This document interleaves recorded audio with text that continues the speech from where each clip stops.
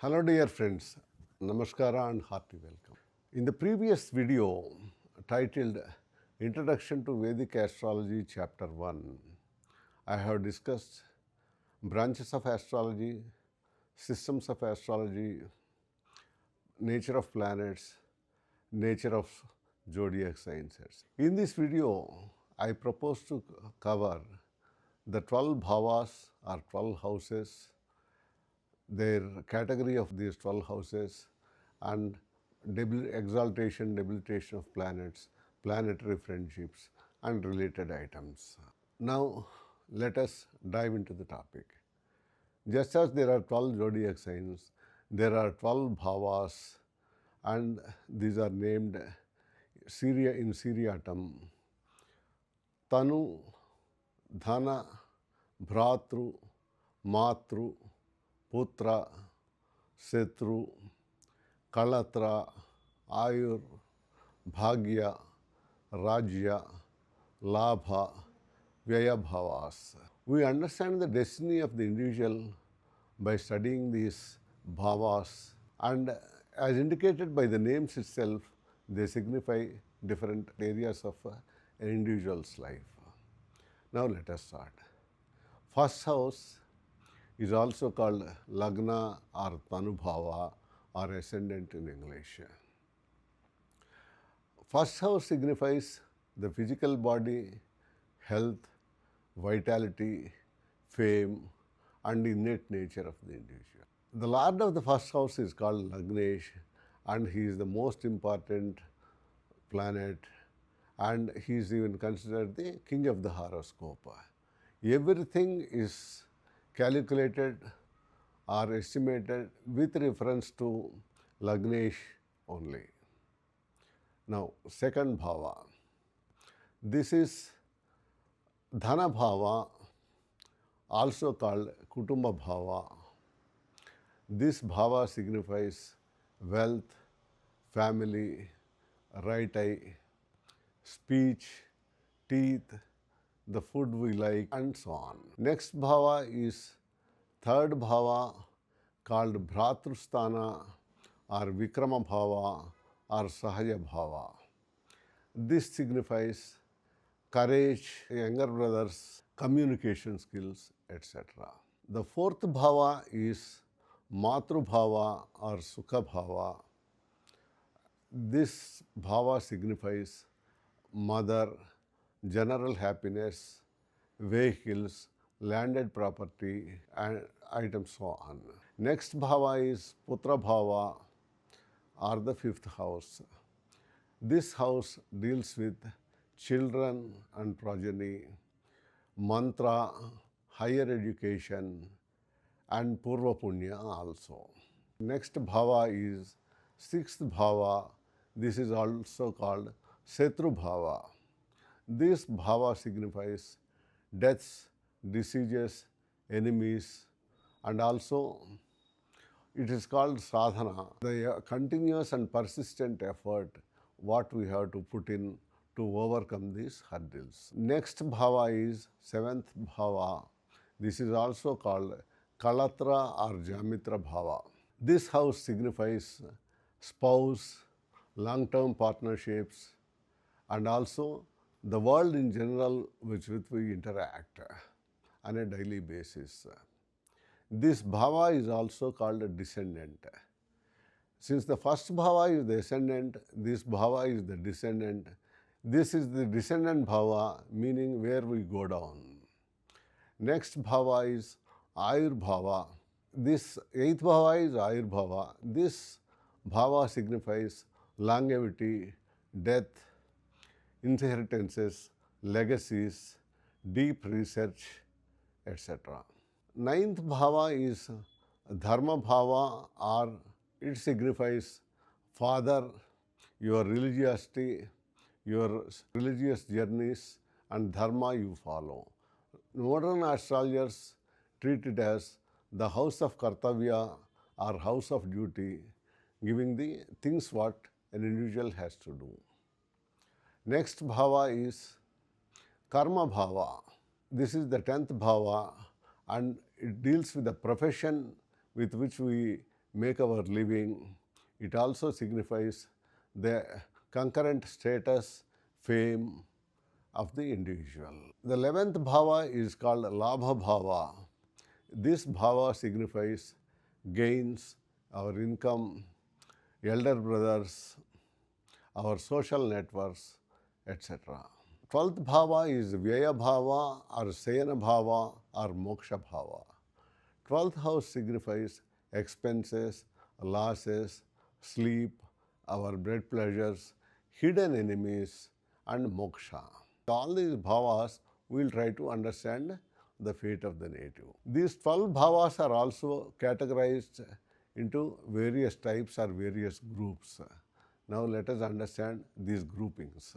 Bhavas 1, 4, 7 and 10 are called cardinal houses or cardinal bhavas. These are called kendras and these are the pillars of the horoscope.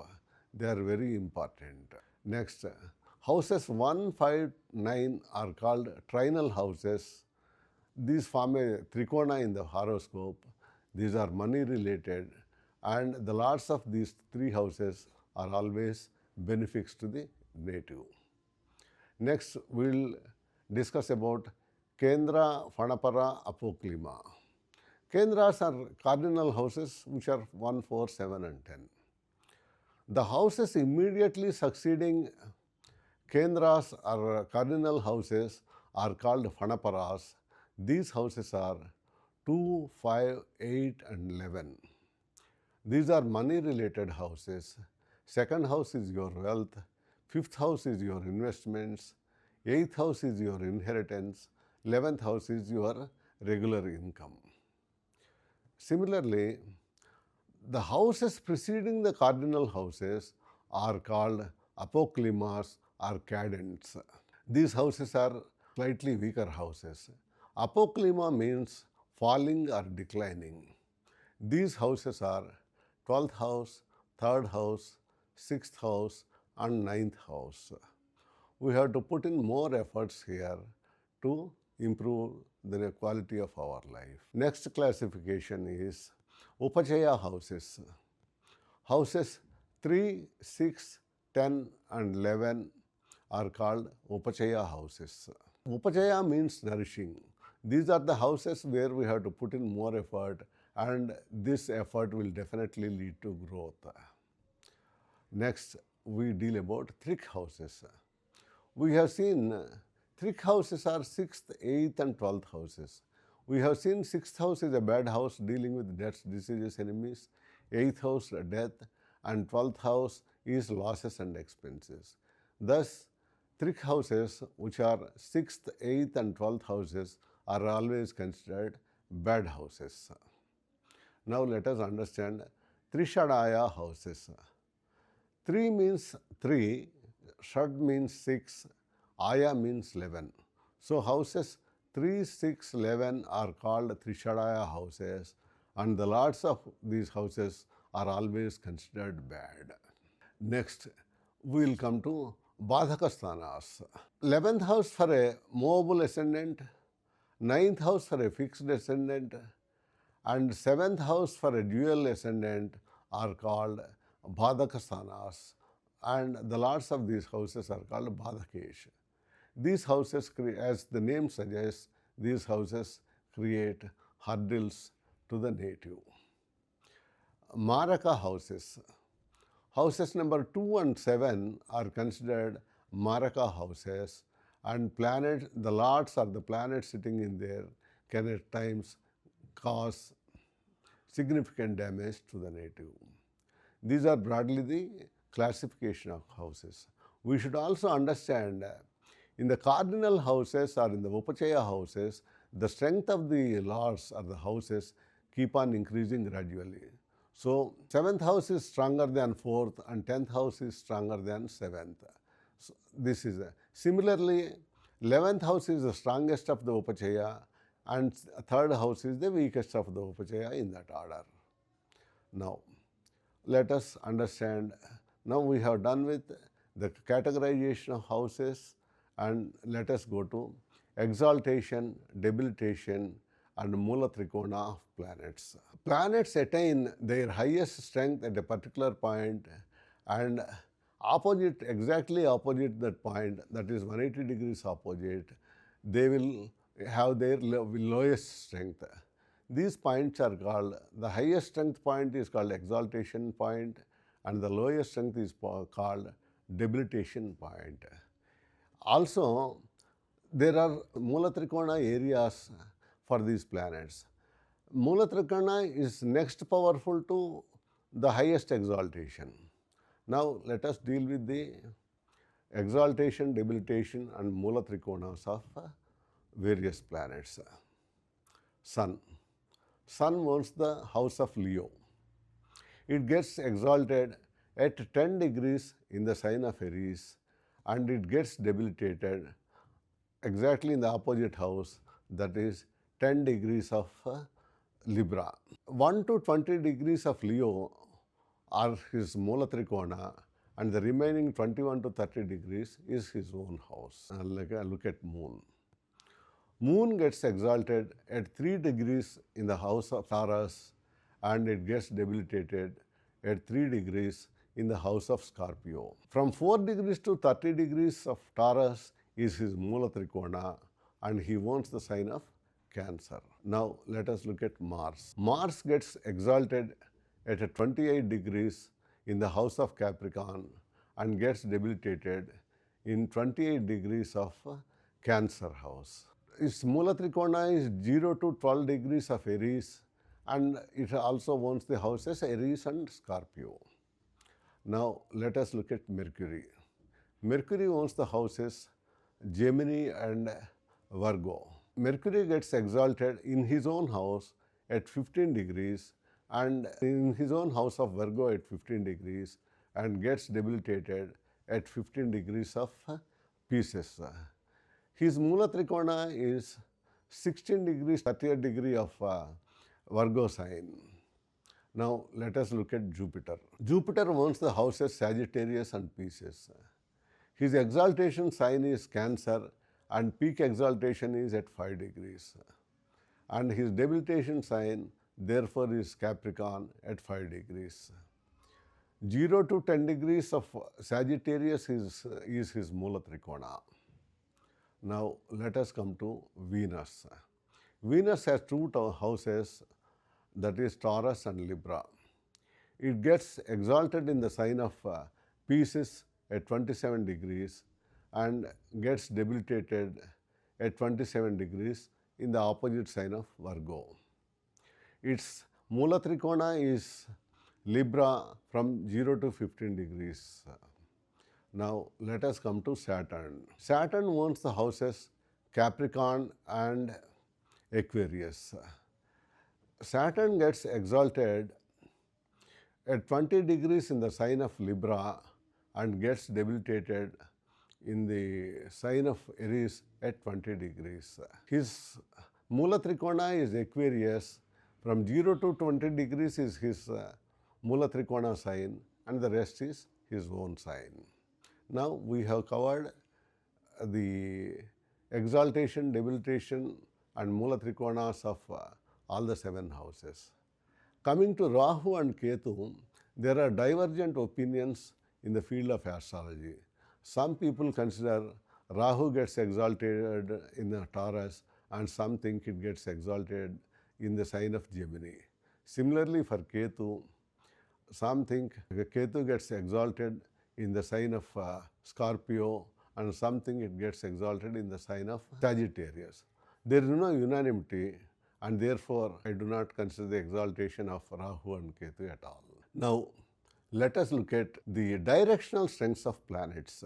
Jupiter and Mercury get the highest directional strength in the east, that is in the ascendant. Jupiter and Mercury are placed in the ascendant, they have the highest directional strength. Similarly, Moon and Venus get highest directional strength in the 4th house. Saturn gets highest directional strength in the 7th house. Sun and Mars have directional strength in the 10th house. Now let us understand the friendships of different planets. Just like human beings, Planets also have friends and enemies. Now let us look at these friendships. Certain houses from the Mula Trikona houses of the planet will give you understanding of which houses are friends, which planets are friends of which planets. Now let us look at this. Sun. For Sun, Mars, Jupiter, Moon are friends. Saturn and Venus are enemies, and Sun considers Mercury as neutral. For Moon, Moon considers Sun and Mercury as friends. It doesn't have any enemies, and it considers other four planets like Mars, Jupiter, Saturn, and Venus as neutrals. Now let us consider planetary friendships. We can understand the planetary friendship from the Mula Trikonas of the concerned planets. The planets in the houses 2, 4, 5, 8, 9, 12 from the Mula Trikona signs gives the friendships of these planets. Now, please look at the table. I'll read out the table for your benefit. Planetary friendships. For Sun, Moon, Mars, Jupiter are friends. Venus, Saturn are enemies, and Mercury is considered neutral by Sun. For Moon, Sun and Mercury are friends. Moon doesn't have any enemies. Mars, Jupiter, Venus, and Saturn are considered neutral by Moon. For Mars, Sun, Moon, Jupiter are friends. Mercury is enemy. Venus, Saturn are neutrals. For Mercury, Sun and Venus are friends. Moon is an enemy. Mars, Jupiter, Saturn are neutrals. For Jupiter, Sun, Moon, Mars are friends. Mercury and Venus are enemies. Saturn is neutral. For Venus, Mercury, Saturn are friends. Moon and Sun are enemies. Mars and Jupiter are neutral. For Saturn, Mercury, Venus are friends. Sun, Moon, Mars are enemies. Jupiter is neutral. And there are some diverging opinions also in this matter of friendships and neutrality of planets. Now let us understand temporary friendships. For a planet, the planets posited in 12th, 11th, 10th houses and houses 2, 3, 4 are temporary friends. This is like neighbors for an individual. The people in the adjacent houses to you, even if they're enemies, we treat them as friends because we see them daily. Whenever we look at the nature of friendship for one planet with other planets, we should have this compound idea of natural friendship as well as temporary friendship. Now, please look at the chart to understand the nature of permanent friendship and temporary friendship and the result of the compound friendship. If a permanent friend is also a temporary friend, then he becomes adhimitra or extreme friendship. If a neutral planet becomes a temporary friend, that becomes friendship. If an enemy becomes a temporary friend, then it is called neutral relation. Similarly, for a friend, if the temporary friend is an enemy, then it becomes neutral. If the permanent friendship is neutrality and temporary friendship is enmity, then it is enmity. If the permanent friendship is enmity and temporary friendship is also enmity, then it is extreme enmity. This way we have to understand temporary friendships and permanent friendships and the Panchada Maitri. There is two more points I want to discuss. One is Kartari. For any house or a planet sitting in a house, if there are malefic planets in the succeeding and preceding houses, this is Asubha Kartari. So, for example, if Venus is sitting in a house with malefics in the 12th and 2nd houses from it, then it is Asubha Kartari, and this will cause hurdles to Venus in delivering its result. This is called Asubha Kartari. Similarly, if a planet has benefic planets, both 12th and 2nd houses from it, that is called benefic Kartari, and this helps the planet in delivering its results and significations fully. This is very important, and whenever you are analyzing horoscope and analyzing the power and strength of a particular planet, you should also give serious look at this Kartari aspect. Similarly, this is the most important thing which I have reserved for the last. This is gain and loss of significations. If for any bhava, if the bhava lord goes to the next house, then it is a gain of significations, and if it goes to the 12th house, meaning that if it goes behind, then it's a loss of significations. Let us say the 4th lord goes into the 5th house, it is gain of significations of the 4th house, and if the 4th lord goes into the 3rd house, he will suffer some loss of significations. This is also very important thing to be notified. In the next video, I will try to cover nakshatras, Navatara chakra, and their placement in zodiac, etc. Thank you for watching my video to the end. I hope you have liked this video, and in case you have liked it, I request you to subscribe to my channel by pressing the bell button. Let us meet in the next 2 days. Have a nice day. Thank you.